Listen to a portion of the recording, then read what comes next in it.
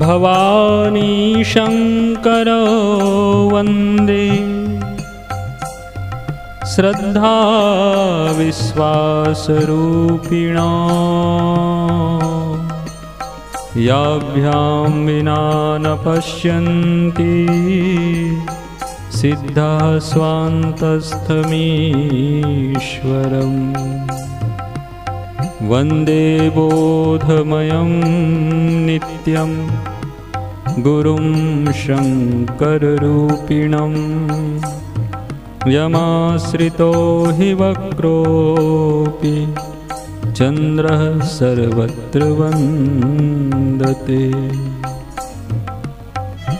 यन्मायावशवर्ति विश्वमखिलं ब्रह्मादिदेवासुरा यत्सत्त्वादमृषैव भाति सकलं रज्जो यथा हेर्भ्रमः यत्पादप्लवमेकमेव हि भवाम्भोधिस्तिर्षावताम् वन्देऽहं तमशेषकारणपरं रामाख्यमीशं हरिम् नानापुराणनिगमागमसम्मतं यद् रामायणे निगदितं क्वचिदन्यतोऽपि स्वान्तः सुखाय तुलसी रघुनाथगाथा भाषानिबन्धमतिमञ्जुलमातनोति जो सुमिरत सिद्धि होई गणनायक करिबर बदन करहु अनुग्रह सोई बुद्धि राशि शुभ गुण सदन मूक होई बाचाल पंगु चढ़ही गिरिवर गहन जासु कृपा सुदयाल द्रवहु सकल कलिमल दहन नील सरोरुह श्याम तरुण अरुण बारिज नयन करऊँ सो मम उर्धाम सदा क्षीर सागर शयन कुंद इंदु समदेह उमारमण करुणायन जाहि दीन परने करहु कृपा मर्दन मयन बंदहु गुरुपद कंज कृपा सिंधु नर रूप हरि महामोहतम पुंज जासु बचन रवि कर निकर। महाराज दशरथ की रानियां सभी पवित्र आचरण वाली थीं, बड़ी विनीत और पति के अनुकूल चलने वाली थीं और श्री हरि के चरण कमलों में उनका दृढ़ प्रेम था। एक बार राजा के मन में बड़ी ग्लानि हुई।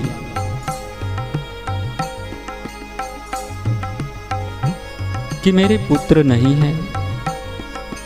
राजा तुरंत ही गुरु के घर गए और चरणों में प्रणाम कर बहुत विनय की। राजा ने अपना सारा दुख सुख गुरु को सुनाया।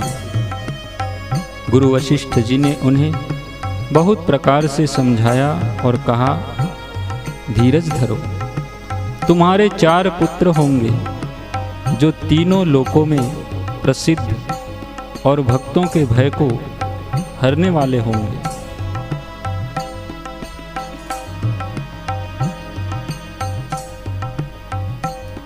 वशिष्ठ जी ने श्रृंगी ऋषि को बुलाया और उनसे शुभ पुत्र कामेष्टि यज्ञ कराया।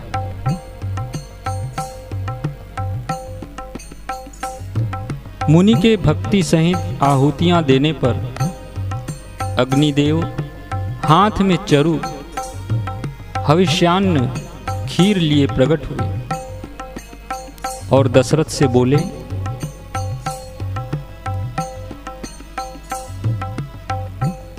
वशिष्ठ जी ने हृदय में जो कुछ विचारा था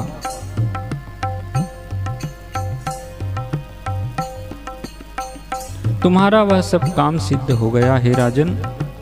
अब तुम जाकर इस हविष्यान्न पायस को जिसको जैसा उचित हो वैसा भाग बनाकर बांट दो।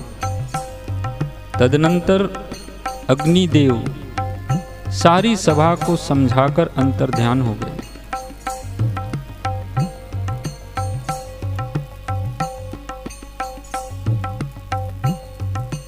राजा परमानंद में मग्न हो गए। उनके हृदय में हर्ष समाता न था। उसी समय राजा ने अपनी प्यारी पत्नियों को बुलाया। कौशल्या आदि सब रानियां वहां चली आईं। राजा ने पायस का आधा भाग कौशल्या को दिया और शेष आधे के 2 भाग किए। वह उनमें से एक भाग राजा ने कैकेयी को दिया। शेष जो बच रहा उसके फिर 2 भाग हुए और राजा ने उनको कौशल्या और कैकेयी के हाथ पर रखकर अर्थात उनकी अनुमति लेकर और इस प्रकार उनका मन प्रसन्न करके सुमित्रा को दिया।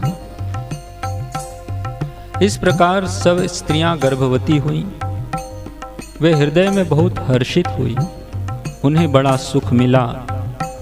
जिस दिन से श्री हरि लीला से ही गर्भ में आए, सब लोकों में सुख और संपत्ति छा गई।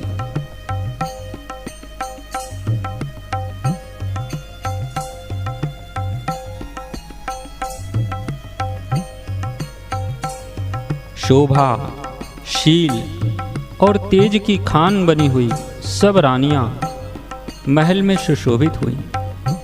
इस प्रकार कुछ समय सुखपूर्वक बीता और वह अवसर आ गया जिसमें प्रभु को प्रकट होना था।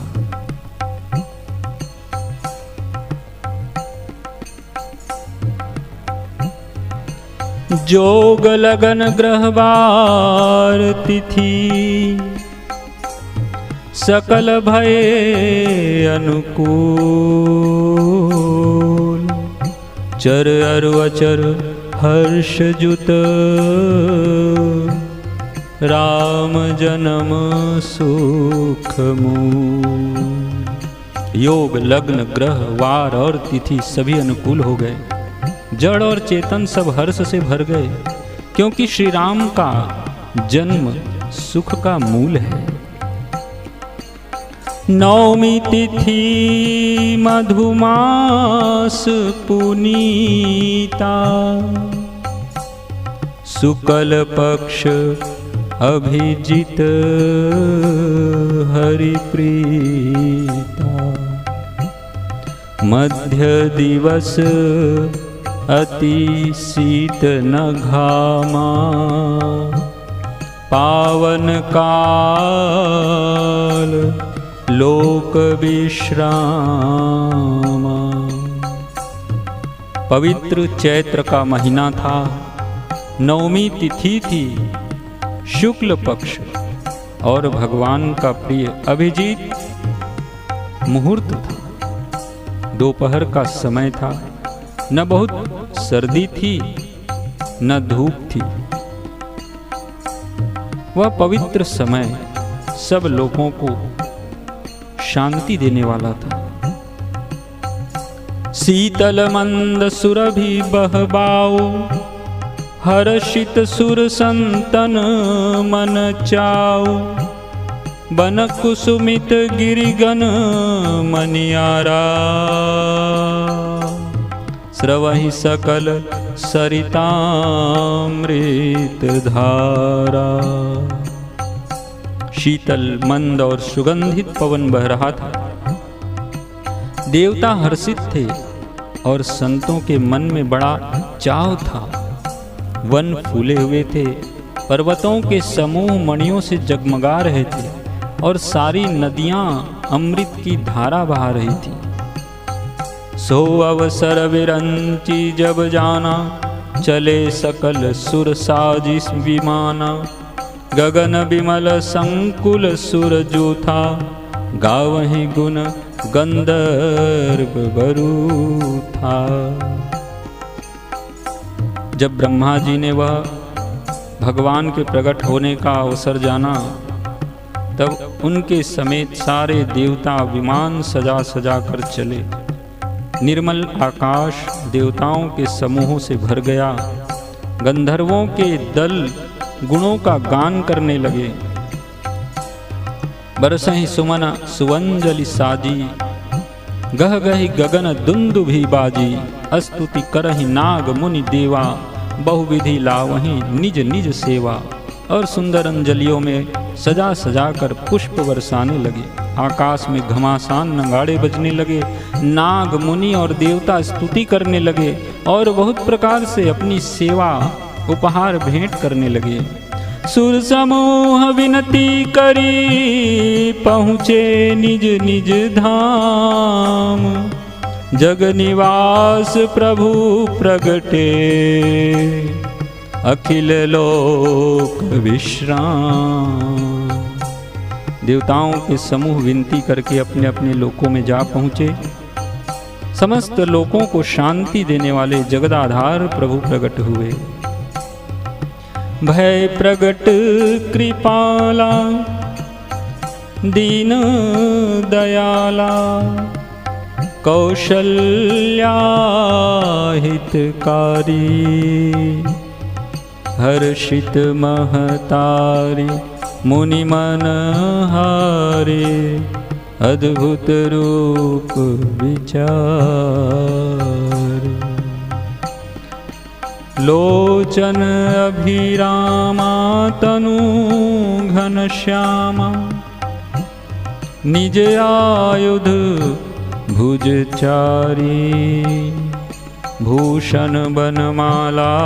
नयन विशाला, शोभा सिंधु खरारी।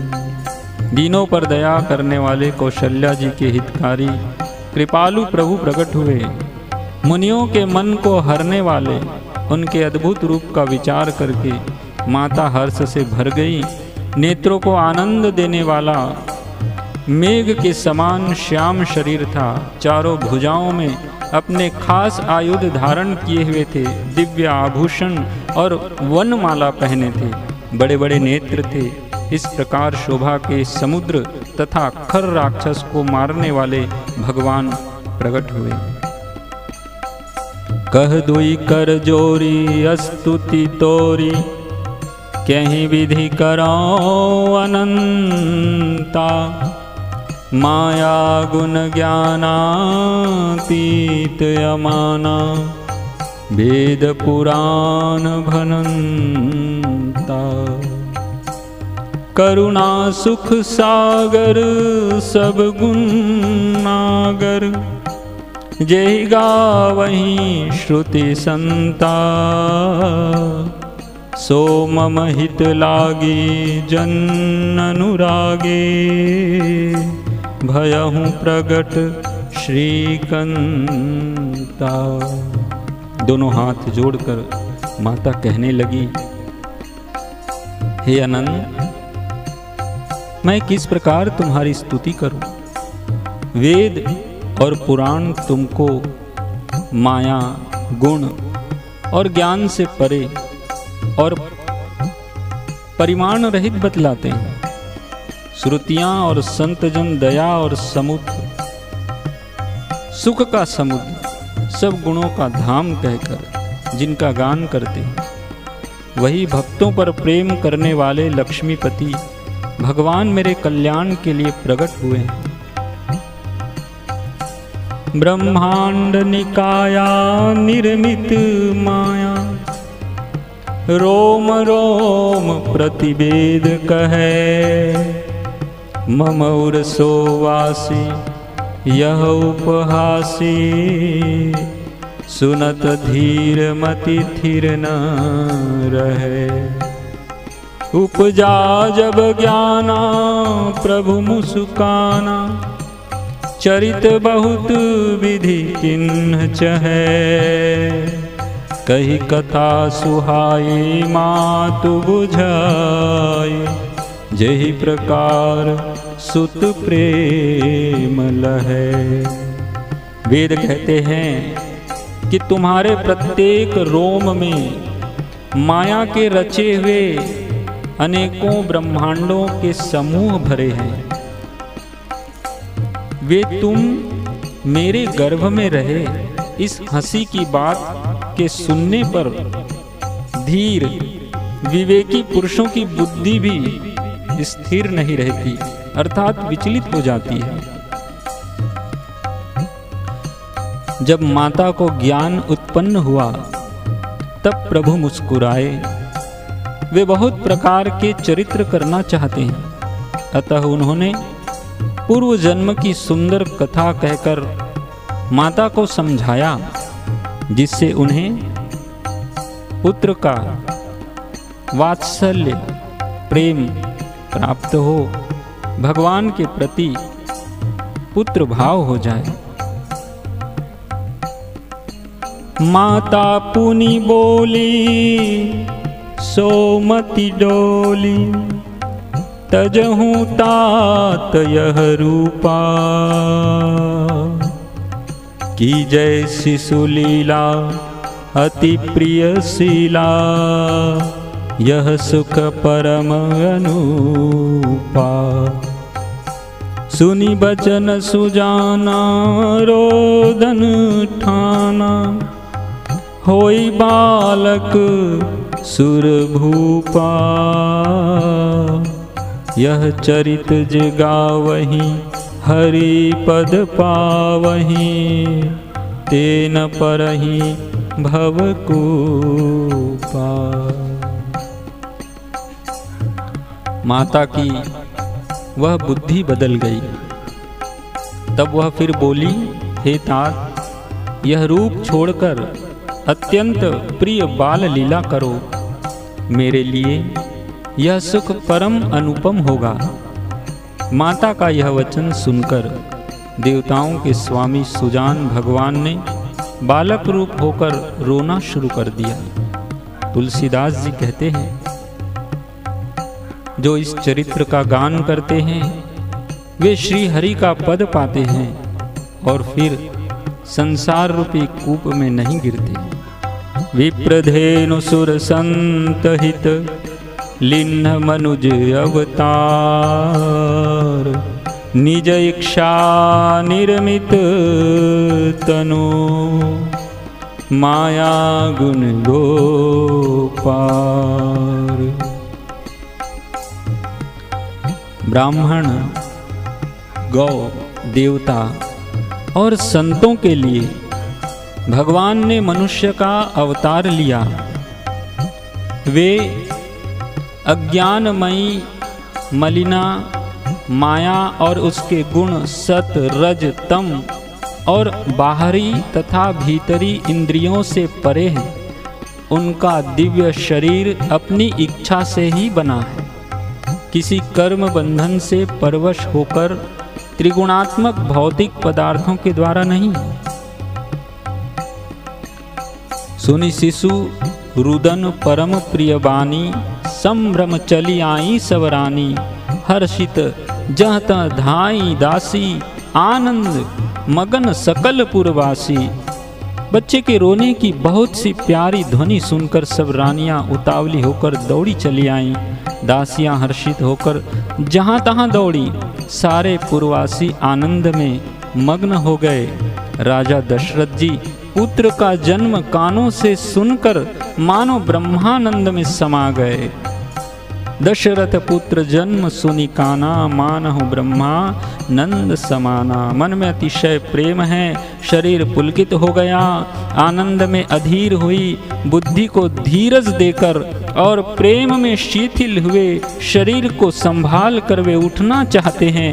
जिनका नाम सुनने से ही कल्याण होता है, वही प्रभु मेरे घर आए हैं। यह सोचकर राजा का मन परम आनंद से पूर्ण हो गया। उन्होंने बाजे वालों को बुलाकर कहा कि बाजा बजाओ। गुरु वशिष्ठ कहाँ गयऊ हंकारा, आए द्विजन सहित नृप द्वारा। अनुपम बालक देखनि जाई, रूप राशि गुण कहीं न ऋषि राई। गुरु वशिष्ठ जी के पास बुलावा गया। वे ब्राह्मणों को साथ लिए राजद्वार पर आए। उन्होंने जाकर अनुपम बालक को देखा, जो रूप की राशि हैं और जिसके गुण कहने से समाप्त नहीं होते। फिर राजा ने नांदी मुख श्राद्ध करके सब जात कर्म संस्कार आदि किए और ब्राह्मणों को सोना, गौ, वस्त्र और मणियों का दान दिया। ध्वजा, पताका और तोरणों से नगर छा गया। जिस प्रकार से वह सजाया गया उसका तो वर्णन ही नहीं हो सकता। आकाश से फूलों की वर्षा हो रही है। सब लोग ब्रह्मानंद में मग्न हैं। स्त्रियां झुंड की झुंड मिलकर चलीं। स्वाभाविक श्रृंगार किए ही वे उठ दौड़ी। सोने का कलश लेकर और थालों में मंगल द्रव्य भरकर गाती हुई राजद्वार में प्रवेश करती हैं। वे आरती करके निछावर करती हैं और बार बार बच्चे के चरणों पर गिरती हैं। मागध, सुत, बंदीजन और गवैये रघुकुल के स्वामी के पवित्र गुणों का गान करते हैं। राजा ने सब किसी को भरपूर दान दिया। जिसने पाया उसने भी नहीं रखा, लुटा दिया। नगर की सभी गलियों के बीच बीच में कस्तूरी, चंदन और केसर की कीच मच गई। घर घर मंगल में बधावा बजने लगा, क्योंकि शोभा के मूल भगवान प्रकट हुए हैं। नगर के स्त्री पुरुषों के झुंड जहां तहां आनंद मग्न हो रहे हैं। आज जन्म भयो, आज जन्म भयो। जिसका न जन्म है न मरण है, वो परमात्मा आज भक्तों के लिए जन्म लिए हैं, अवतार धारण किए, अवतरित हुए, आए, नीचे उतरे हम भक्तों के लिए। उन्होंने मानव शरीर रूप में प्रकट होना स्वीकार किया। महारानी शतरूपा और महाराज मनु की तपस्या पूर्ण हुई और उन्हें जो वरदान भगवान ने दिया था वो आज फलित हुआ।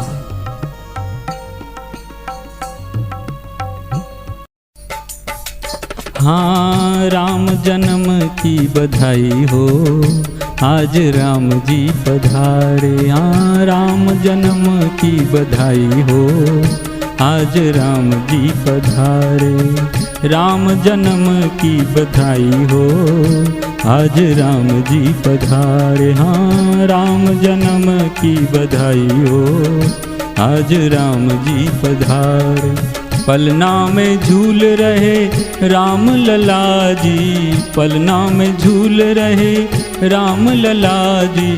झूलना झूलावे प्यारी मैया हो, आज राम जी पधारे।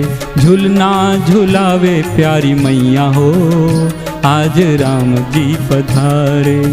राम जन्म की बधाई हो, आज राम जी पधारे। हाँ, राम जन्म की बधाई हो, आज राम जी पधारे। हाँ, राम जन्म की बधाई हो, आज राम जी पधारे।